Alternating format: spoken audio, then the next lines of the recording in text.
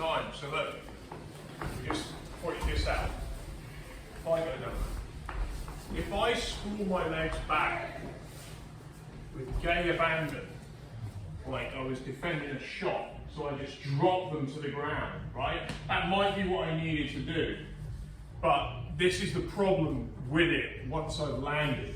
So if I'm here, I'm sprawled on Matt's hips, and the reason we do this, like if I'm neutral, I'm right down the middle of it, but like I'm not really putting my chips on anything. I'm kind of staying in the middle. Yeah, if I'm like here, I'm in the middle, and we can get into the thing of, well, I want to be on his head and all of this, but really I don't feel when I'm neutral I'm ever in as good a position. Even if I go high or whatever, I can start going high, I never feel I'm in as good a position.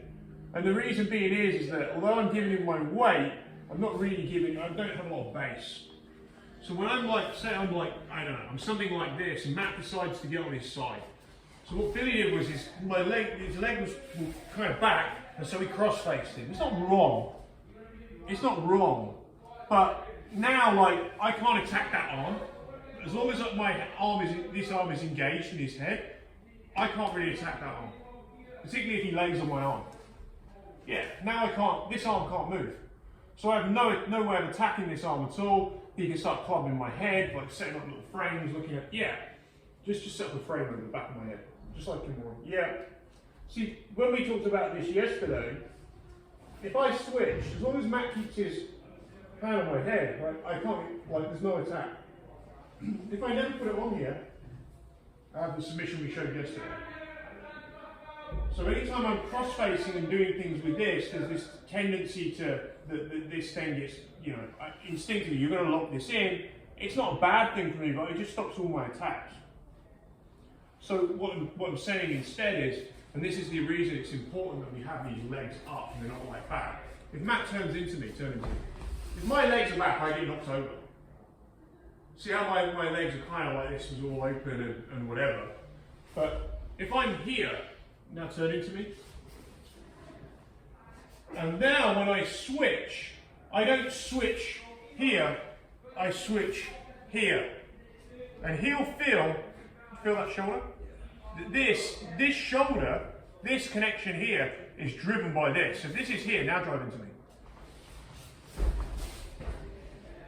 You see the difference in how strong I am if my leg, this is why I'm going on about the sprawl, if this leg is like this. They say, well, what if he grabs it? If he grabs it, I'm going to sprawl it, I'm going to trap his arms. Right? But this is why these legs want to be here. Because when I'm here, now I'm laying on his hips, I'm here, turn in.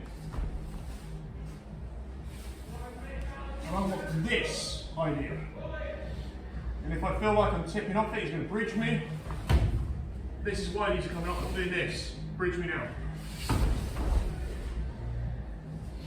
So that's why we need these right angles.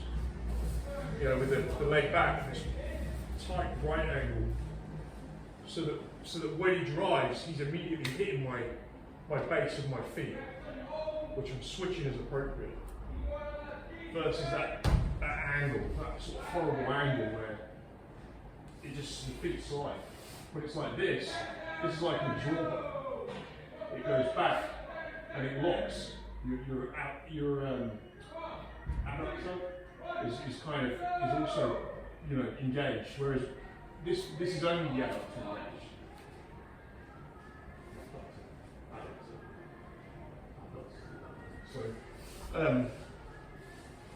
So yeah, that's why the feet want to stay up at that right angle. Is there any questions on any of this?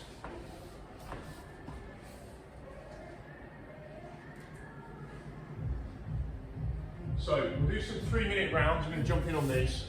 Someone can set the clock for 3 minutes for us. And all we're going to do is just move around each other, different partners. We'll switch the partners up. Anyone who's out, get on the ball. And your goal when you get on the ball is very simple.